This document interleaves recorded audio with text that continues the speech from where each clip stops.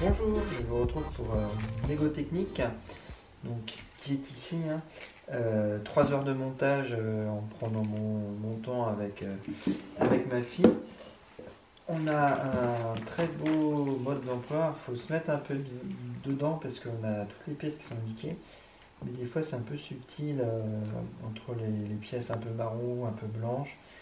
Donc faut bien suivre le mode d'emploi. Donc voilà, on s'est trompé quelques fois et puis on a pris tout notre temps, on a mis 3 heures. On a quelques pièces supplémentaires qui sont peut-être dues au deuxième modèle, puisque cette voiture, on peut faire soit ça, soit ça. Par contre là, ce mode d'emploi, il est uniquement pour celui-là. Et si on veut le mode d'emploi de celle-ci, eh bien il faut le télécharger, donc ce qui est quand même nettement moins pratique, je trouve. Là, c'est bien d'avoir vraiment bien détaillé toutes les étapes, c'est clair, net. Et c'est peut-être pour ça quelques petites pièces en plus, soit c'est vraiment en plus et il n'y en a pas besoin, soit c'est peut-être pour l'autre voiture, mais vu que c'est une pièce à chaque fois, je pense plutôt que c'est un petit supplément. Donc voilà, donc la voiture, une fois montée, ça donne ça. Donc là, c'est prévu pour pouvoir s'ouvrir, pour pouvoir accéder aux piles. Les piles, on a besoin de beaucoup, 3 ici, on en a encore 3 dessous. Pour y accéder, il faut démonter un petit peu, enfin il faut tirer là, il n'y a pas grand chose, mais bon, je vais pas le faire. On accède au boîtier dessous, donc c'est jouable. On a donc en tout il faut 6 piles LR06 et on a la télécommande Lego aussi, donc là on n'a rien à monter, juste le petit, voilà, petit bit audio dessus pour les commandes, mais sinon elle est montée la télécommande. Et elle, il y a 3 piles LR03. Et hop, du coup, notre voiture, on peut replier. Voilà. Et on a finalement l'interrupteur qui est ici. Voilà. Donc soit à droite, soit à gauche. Donc c'est plutôt sympa, j'avais pas fait gaffe au début. Et puis après, on la pilote tranquillement. Hop. Hop. Un petit peu de ligne. Bon, la capacité de franchissement, elle n'est pas énorme. Elle arrive vite à trouver ses limites. Et plus sur l'avant, d'ailleurs, on doit plus facilement grimper sur l'arrière avec les chenilles que sur l'avant.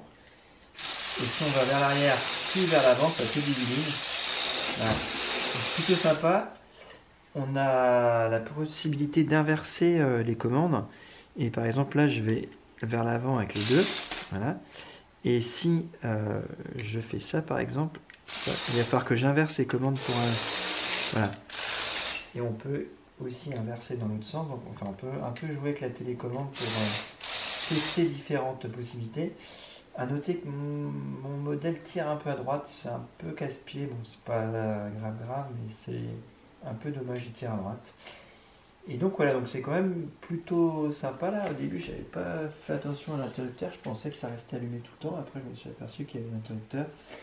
Et si on a plusieurs modèles, on a possibilité de paramétrer la télécommande pour les ondes. C'est pas des vitesses, ça là, 1, 2, 3, 4. Je pense que c'est juste pour le réseau si on a plusieurs Lego Technique. Et là, on a d'autres interrupteurs qui permettent de basculer sur 4 par exemple. Parce que je pense que si on a plusieurs modèles, ça doit rentrer en conflit.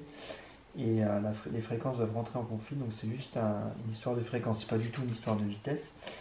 Évidemment, c'est plus un modèle d'intérieur, parce que là, les chaînes et tout, ça va vite avoir de la terre dedans et tout, et après, si on joue à l'intérieur, ça va être sale. En plus, comme je disais, la capacité de franchissement, elle est limitée, et donc ce ne sera pas forcément terrible en jouant dehors. C'est vraiment plus quand même prévu pour l'intérieur. Donc voilà ce qu'on pouvait dire en quelques mots pour cette voiture qui est dite 2 en 1, parce qu'on peut faire un autre modèle, mais l'autre modèle, il va falloir le télécharger.